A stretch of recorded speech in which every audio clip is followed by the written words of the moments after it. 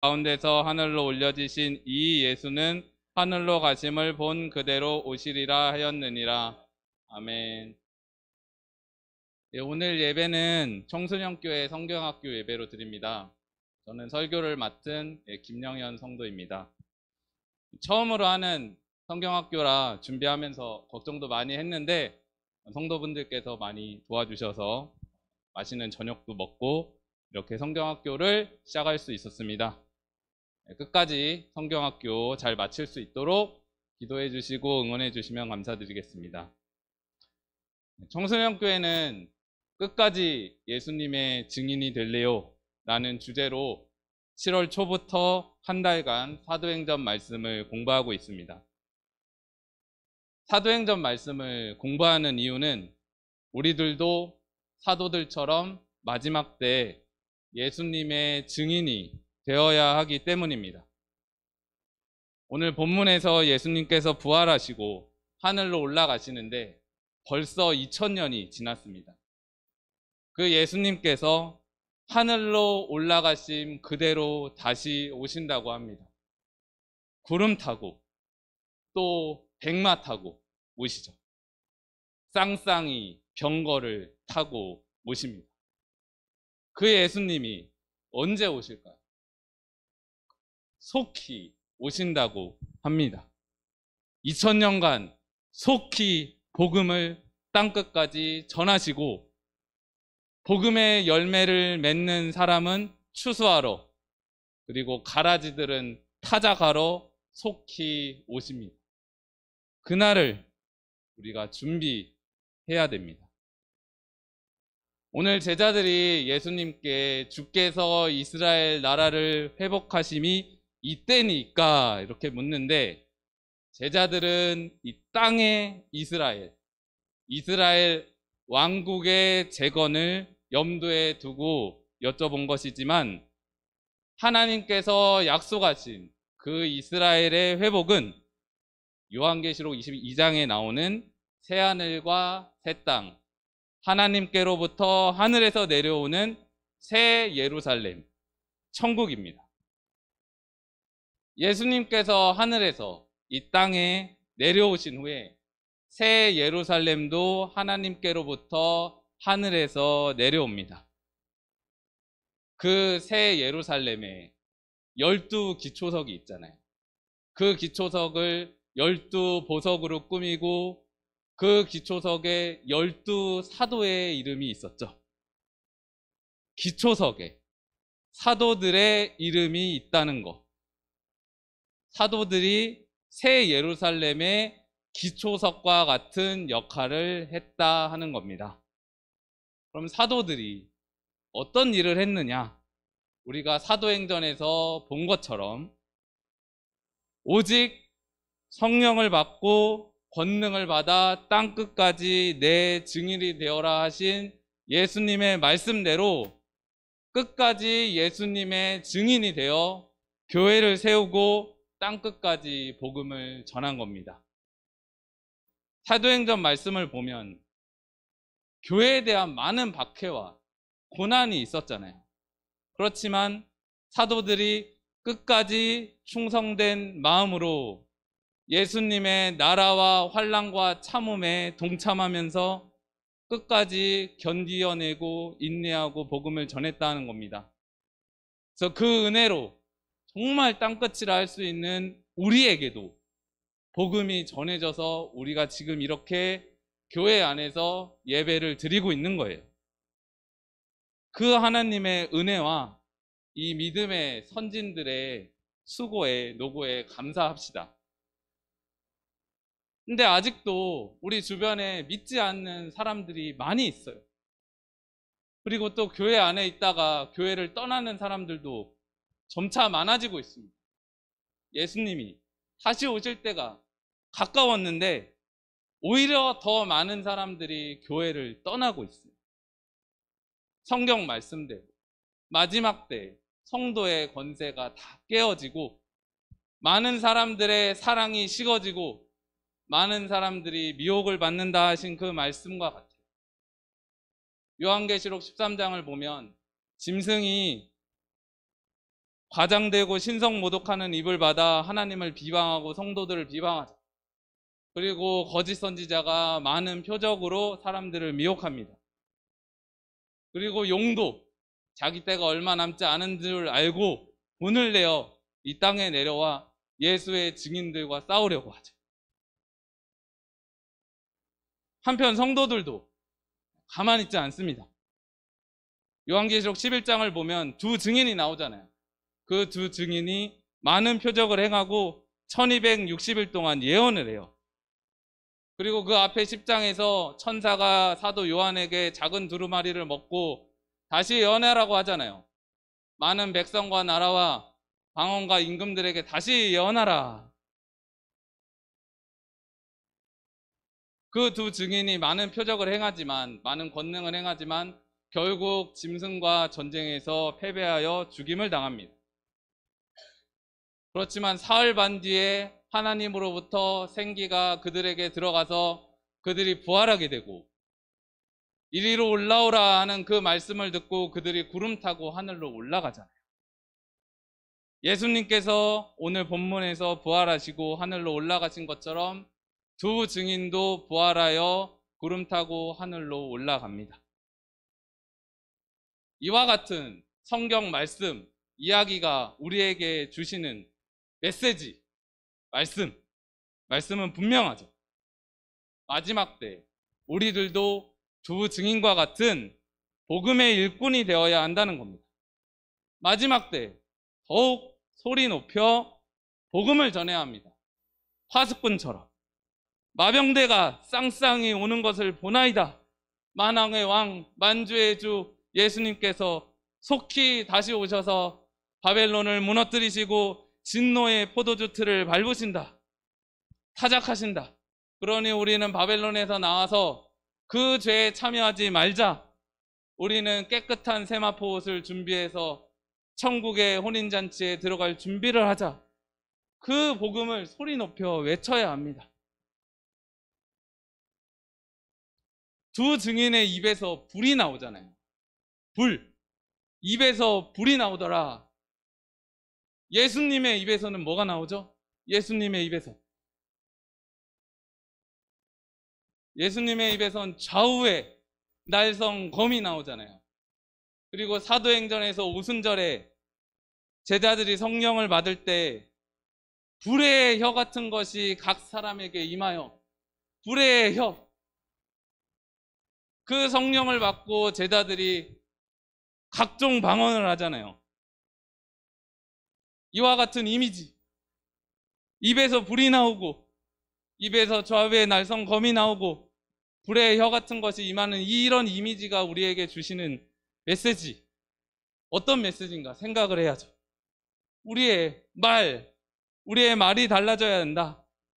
우리의 입을 하나님께서 사용하신다는 겁니다. 이 마지막 때 우리도 불같은 복음을 전해야 된다는 겁니다.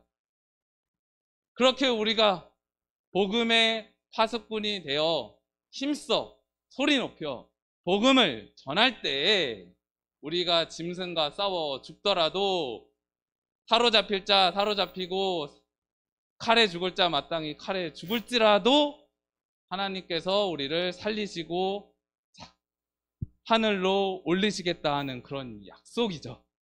끝까지 예수님이 증인이 되어라 하는 말씀, 그 말씀은 지금 우리에게도 주시는 말씀입니다. 예수님의 증인, 이 예수님의 증인이 되려면 우리가 성령을 받아야 한다고 계속 배웠었죠. 예수님께서 제자들에게 예루살렘을 떠나지 말고 아버지께서 약속하신 것, 성령을 기다려라 합니다. 오직 성령이 너희에게 임하시면 너희가 권능을 받고 땅끝까지 내 증인이 되리라. 그 후에 제자들이 다락방에 모여 마음을 같이하여 오로지 기도하기에 힘쓰고 오순절에 이런 불같은 성령 세례를 받게 되죠. 제자들이 오순절에 성령 세례를 받고 완전히 달라지잖아요. 복음서의 제자들과 사도행전의 사도들은 완전히 다르잖아요.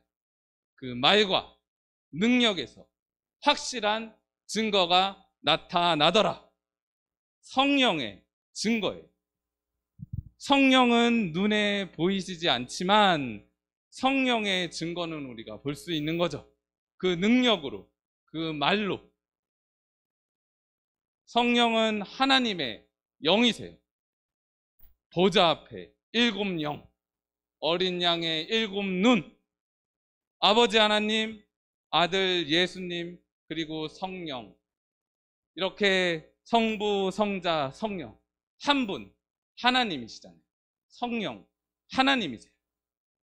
그 성령 하나님께서 우리 안에 들어오셔서 우리 안에 내주하시면서 우리에게 권능을 주시고 우리를 도우신다 하는 거예요. 우리 안에, 사람 안에 하나님의 영이 들어올 수 있다. 근데 한편으로 짐승과 거짓 선지자의 입에서는 귀신의 영이 나오잖아요. 악한 영. 사람 안에 어떤 영이 있느냐? 성령이 있느냐? 귀신의 영이 있느냐? 우리가 성령으로 충만하지 않으면 귀신의 영에 사로잡히게 됩니다. 그래서 우리는 성령으로 충만해야 돼요. 성령이 우리에게 임하시면 너희가 권능을 받고, 이렇게 말씀하시죠. 성령이 우리에게 권능을 주십니다. 우리 안에서 말씀을 깨닫게 하시고 하나님의 뜻을 알게 하시고 우리가 하나님의 일을 할 때에 그 능력으로 그 일을 이루어 주세요.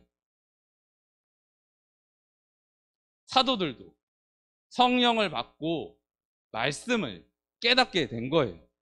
그동안 읽었던 시편과 구약의 말씀들을 전에는 깨닫지 못했는데 성령을 받고 나서 그 시편의 말씀들, 구약의 말씀들이 예수님을 예표하는 것이라는 것을, 예수님에 대한 예언이라는 것을 깨닫게 된 거예요. 그래서 그들은 구약의 말씀과 그런 시편의 말씀들을 통해 예수님이 그리스도심을 논증하죠. 말씀으로 논증했다. 말씀을 깨닫고 예수님을 전했다 하는 거예요. 이 성경 전체가 하나의 이야기라고 그랬잖아요. 거대한 하나님의 이야기, 그 경륜을 아무도 깨닫지 못했었는데 사도들이 성령을 받고 기도하면서 그 말씀, 하나님의 그 큰 이야기, 그동안 맞추지 못했던 퍼즐 조각들이 맞춰지기 시작한 거예요. 그러면서 깨닫게 된 거야. 예수님이 그리스도시라는 걸 확실히 깨닫게 된 거예요. 그래서 예수님의 십자가, 죽음과 부활, 그리고 하늘로 올라가신 그 일의 의미를 말씀으로 깨닫게 되면서 예수님이 그리스도시라는 것을 이 말씀으로 논증할 때 그 말을 듣던 유대인들도 마음이 찔려 그리고 그 말씀을 깨닫게 되어 회개하고 예수님을 그리스도로 받아들이게 된 거예요. 그게 성령의 능력이죠. 그리고 베드로가 은과 금은 내게 없으나 내게 있는 이것을 내게 주노니 나사렛 예수 그리스도의 이름으로 일어나 걸으라 할 때 나서부터 걷지 못하는 사람이 걷게 되는 기적이 일어나잖아요. 이것이 또한 성령의 능력입니다. 사도행전에 유난히 성령이 많이 등장하시잖아요. 빌립 집사에게도 성령께서 이르시되 수레로 나아가라 하시잖아요. 지금 내가 무엇을 해야 할지, 어디로 가야 할지 성령께서 깨닫게 하신다 하는 거예요. 그래서 이처럼 복음의 증인이 된다는 것은 나의 능력으로 하는 것이 아니라 하나님의 영, 성령이 필요하다. 이는 힘으로도 능으로도 아니되며 오직 나의 영으로 된다 하신 그 말씀대로 우리가 성령을 받아야만 합니다. 근데 그 성령은 내가 가만히 앉아서 하나님께서 부어주시는 것이 아니라 내가 하나님께 성령을 구해야 하나님이 우리에게 성령을 부어주세요. 그래서 제자들이 오로지 기도하기에 힘쓴 것처럼 기도하기에 힘쓰고 우리가 말씀을 듣고 이 말씀이 무슨 말씀인가 생각하고 깨닫고자 할 때, 그리고 들은 말씀을 두고 내가 이 말씀대로 살아가려고 할 때, 내가 성령을 구할 때 목마른 사람이 생명수 샘물을 구하는 것처럼 이 성령을 구할 때 하나님께서 우리에게 부어주신다. 근데 막연히 내가 성령을 구하는 것보다 더 구체적으로 말씀을 생각하고 구체적으로 하나님의 일을 하려고 할 때, 구체적인 어떤 말씀을 살아내려고 할 때에 하나님께서 더 강렬하게 성령을 부어주세요. 무엇을 하든 내가 하나님의 도우심을 구하는 거죠. 무엇을 하든 힘으로도 능으로도 아니 되고 하나님의 영으로 된다 하신 그 말씀을 믿고 내가 하나님께 도우심을 구할 때 하나님께서 성령으로 그 일을 이루어 주시고 도와주십니다.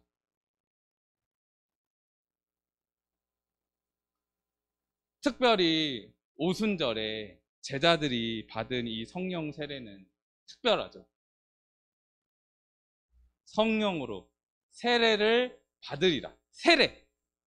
그 말씀대로 전과 후가 달라지는 거듭남, 다시 태어난 것 같은 강렬한 성령 체험이에요. 이런 불과 같은 성령 체험 경험이 여러분들에게 있으신가요? 이와 같은 불같은 성령 세례가 필요합니다. 우리에게. 이와 같은 성령 세례가 사도행전 맨 앞에 2장에 나온다는 사실에 주목해야 돼요. 이게 뭘 의미하는 것 같으세요? 사도행전 시작에 성령 세례 이야기가 나온다. 어떤 의미인 것 같아요?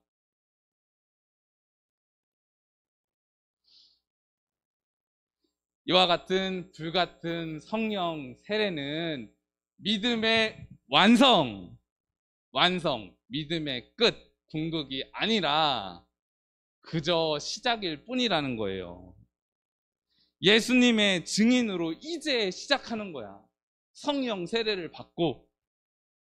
그러니 우리가 오랫동안 믿음 생활을 했는데도 아직 이러한 경험이 없다면 아직 믿음의 본론으로 들어가지도 못한 거예요. 내 인생에 이 사도행전의 이야기가 시작되지도 않은 거야. 이스라엘이 40년간 광야 생활을 끝내고 가나안 땅에 들어간 것과 같은 그런 믿음의 본론이 아직 시작되지도 않았다 하는 거예요. 그래서 이와 같은 성령 세례를 빨리 받아야 합니다. 어떻게 하면 이런 성령 세례를 받을 수 있을까요?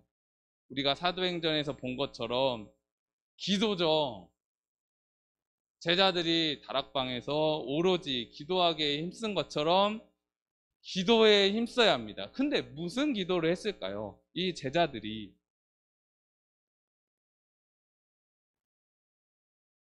예수님께서 하신 마지막 말씀, 땅끝까지 내 증인이 되어라 하신 그 예수님의 마지막 말씀대로 내가 땅끝까지 예수님의 증인이 되겠다 하는 기도를 했겠죠. 그들이 하나님의 종, 예수님의 증인이 되겠다는 결단을 한 겁니다. 제가 한 달간 여러분들에게 기도하라고 준비하라고 한 것이 바로 이것입니다. 아까 유빈이가 대표 기도할 때 하나님의 종이 되겠다고 결단했잖아요. 바로 그거죠. 내 인생 앞으로 어떻게 살아갈 것인가? 무엇을 위해 살아갈 것인가? 특히 여러분들 그 청소년 시기에 그런 걸 고민할 나이잖아요. 내 인생 어떻게 살아갈 것인가? 무엇을 위해 살아갈 것인가? 내 맘대로 살아갈 것인가? 아니면 하나님 뜻대로 살 것인가? 혹은 때로는 하나님의 뜻대로, 때로는 내 맘대로 이런 애매한 태도를 버려야 돼요.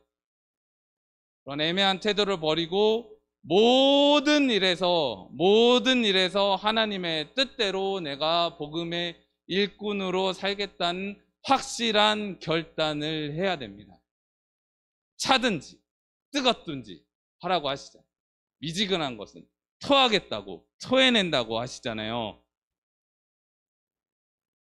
차든지 뜨겁든지. 차든지. 여러분들 차게 살 수 있겠어요? 여기까지 와서 하나님을 떠나 세상 사람처럼 살 수 있겠어? 그렇게 못 살지. 무섭잖아. 하나님의 징계가 무섭지 않겠어요? 나중에 지옥 가는 거, 불못에 가는 거, 들어가는 거 무섭지 않아요? 그렇게 우리 살 수 없잖아요. 근데 미지근하게 아까 말한 그 어영부영 교회와 세상 중간에 반씩 이렇게 걸치고 사는 것도 해보면 알겠지만 힘들어요. 세상에서도 인정 안 해주고 하나님도 인정하지 않으세요. 더 힘들어. 그래서 우리에게 베스트 전략은 하나님께 확실히 가는 겁니다. 확실하게 하나님을 붙잡아야 돼요. 뜨겁게. 그래서 내 인생 사도들과 같이, 그리고 요한계시록의 두 증인과 같이 내가 확실히 하나님의 뜻에 순종하며 하나님을 위해 살리라. 하나님이 여러분들의 결단을 기다리고 계십니다. 내가 누구를 보내며 우리를 위해 누가 갈고 할 때 이사야가 내가 여기 있나이다 나를 보내소서 하잖아요. 사무엘이 여호와의 음성을 듣고 주의 종이 여기 있나이다 말씀하옵소서 하잖아. 우리가 겨자씨만한 믿음으로라도 내가 하나님의 종으로 살겠다 결단할 때 하나님께서 그 믿음을 받으시고 기뻐하시고 오늘 제자들에게 내려주신 것 같은 불같은 성령 세례를 부어주시리라 믿습니다. 그렇게 여러분들을 성령으로 인치신다고요. 그래서 오늘 밤에 우리가 하나님의 종으로 확실하게 결단합시다. 아까도 말씀드렸듯이 이와 같은 결단과 불같은 성령 체험은 믿음의 끝이 아니라 새로운 이야기의 시작일 뿐이에요. 여러분들이 불같은 성령 세례를 받는다고 해도 갑자기 여러분들이 모든 성경 말씀을 깨닫고 내 인생을 향한 하나님의 뜻을 갑자기 다 깨닫게 되고 그런 게 아니에요. 이 사도행전 이야기를 우리가 봤잖아요. 28장까지. 사도들도 교회를 세우고 복음을 전하면서 여러 가지 이야기들을 겪잖아요. 계속해서 우리는 이 말씀을 경험하고 이 말씀을 배워나가야 돼요. 사도 바울도 처음부터 로마를 보아야 하리라 한 게 아니잖아. 아시아에서 복음을 전하다가 뭔가 하나님 성령께서 이 길이 아니고 저 길이 아니고 이 길도 막으시고 저 길도 막으시다가 마게도냐로 가게 되고 그 마게도냐에서 사역하다가 내가 예루살렘에 갔다가 로마도 보아야 하리라 하잖아요. 그래서 우리는 끊임없이 이 말씀을 배워야 되고 이 말씀의 인도하심을 받아야 돼요. 예수님 다시 오실 때까지 끝까지 이 교회 안에서 말씀 잘 배우고 또 복음 전하면서 여러 가지 이야기를 겪는 거예요. 그렇게 여러 가지 이야기들을 겪으면서 우리가 알곡이 되어 가는 겁니다. 그 요한계시록에서 구원받는 14만 4천의 믿음에 대해서 어린 양 예수님이 어디로 인도하든지 따라가는 자들이라고 하잖아요. 그 인도하심을 따라가면서 우리가 구원받을 만한 알곡과 같은 믿음을 갖게 되는 거예요. 근데 그 예수님의 인도하심을 따라가려면 우리가 성령을 받아야 돼요. 그리고 내가 하나님의 종으로 살겠다는 확실한 결단이 필요해요. 그래서 우리가 하나님의 종으로 결단하고 나서도 겪어야 할 일이 많은데 그 이야기들이 아직 많은데 오늘 이 사도행전 그 증인으로서의 이야기의 시작이 너무 늦어지면 이제 곤란해요. 그래서 이제 새로운 이야기의 시작을 해야 됩니다, 여러분들. 전과 후가 갈라지는 이런 변화가 필요해요. 변화, 세례라고 부를 만한 사건이 필요한 거예요. 특히 여러분들 어려서부터 교회 다닌 친구들이 많잖아요. 특히 여러분들은. 아까도 유빈이가 기도했잖아요. 부모님의 믿음으로 여기까지 왔지만 이제는 여러분들 스스로 하나님이 진짜 살아계시는구나 하는 확실한 경험. 그래서 내 믿음 생활이 전과 후가 달라지는 이런 큰 변화가 필요해요. 그리고 이런 여러분의 변화는 여러분의 변화로 그치지 않고 여러분 주변 사람들을 복음으로 끌어들이는 그 힘이 있어요. 여러분들이 변화될 때, 내가 변화될 때 나를 둘러싼 모든 것이 주변 사람들이 이 복음 안으로 들어오게 돼요. 이게 성령의 능력이에요.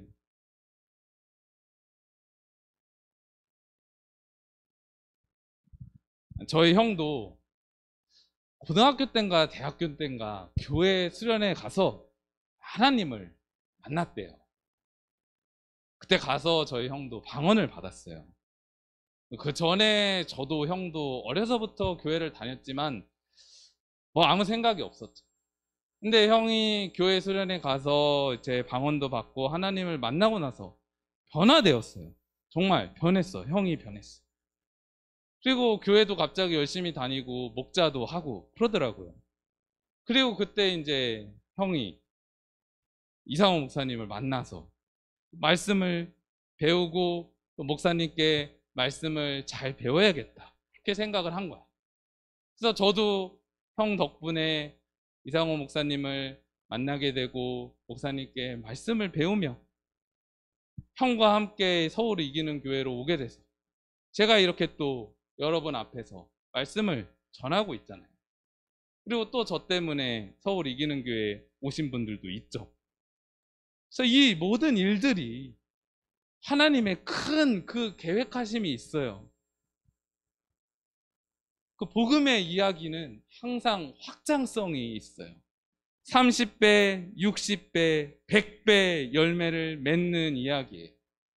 주 예수를 믿으라 그리하면 너와 내 집이 구원을 받으리라 하신 그 말씀처럼 내가 변화되어 내가 복음을 따라갈 때에 내 주변 사람들도 함께 구원을 받게 되는 그런 구원의 이야기가 있다 하는 거예요. 그래서 여러분의 변화, 여러분의 결단은 여러분의 인생에서 그치지 않고 사랑하는 가족들, 주변의 소중한 사람들을 구원으로 인도한다는 것을 여러분들이 기억하세요. 제가 저번 주일에도 말씀드린 것처럼 이 교회 안에 그렇게 해서 교회 안에 이제 더 많은 사람들이 들어오게 되잖아요. 여러분이 주변에 친구들을 전도해서 더 많은 사람들이 교회 안으로 들어오게 되면 이 교회 성도의 교제, 말씀을 배우고 성도의 교제를 하는 그 구원의 이야기가 풍성해지면서 내 믿음도 온전해지고 내 이야기도 더 풍성해지는 그런 일들이 있어요. 그게 교회의 신비라고 했었죠. 그래서 복음 전하기의 의미가 크다는 거예요. 하나님께서 사람을 얻는 것을 기뻐하시고 그래서 우리에게 힘써 복음을 전하라 촉구하고 계십니다. 예수님께서 이제 곧 다시 오신다고 하십니다. 이제 시간이 별로 없어요. 이 두루마리의 말씀을 빨리 먹고 많은 백성과 나라와 방언과 임금에게 예언해야 합니다. 예언. 언젠가 다 이루어질 이야기예요. 지금도 일어나고 있고 다 성취될 이야기입니다. 이 말씀이 죽은 신화 같은 말씀이 아니라고. 이 이야기들 중에 이미 일어난 이 일들조차 지금 내 인생에서 다시 일어날 수 있는 살아있는 말씀이라고 했었잖아요. 그래서 우리가 이 말씀을 믿고 전하면 하나님께서 증거는 만들어 주십니다. 또 내가 이 말씀을 살아내고 이 말씀이 이루어짐으로 우리가 증거를 갖게 됩니다. 그래서 복음의 일꾼으로 사는 거 때로는 힘들고 피곤하고 외롭고 세상 사람들과 다른 길을 가니까 당연히 그럴 수밖에 없겠죠. 그렇지만 예수님께서 저 하늘에서 성령으로 세상 끝날까지 우리와 함께 하신다고 약속하십니다. 나중에 새 예루살렘에서 우리의 모든 눈물을 닦아주시고 다시는 애통한 것이나 아픈 것이나 곡하는 것이 없다고 약속하셨어요. 새 예루살렘에서 또 각 사람에게 주실 상이 있다고 하잖아요. 우리가 하나님의 아들이 되어 우리가 상속받을 것도 준비되어 있다고 하시죠. 그래서 우리 모두 끝까지 이 말씀으로 성령으로 이기는 예수님의 증인들이 됩시다. 말씀을 마치도록 하겠습니다. 들은 말씀을 두고 잠시 통성으로 기도하겠습니다. 특별히 이 말씀 중에 우리에게 끝까지 예수님의 증인이 되어라 하신 그 말씀을 기억하시고 내가 이제 확실히 예수님의 증인으로 하나님으로 종으로 살겠다 결단하는 기도를 같이 드리도록 하겠습니다. 통성으로 잠시 기도하겠습니다.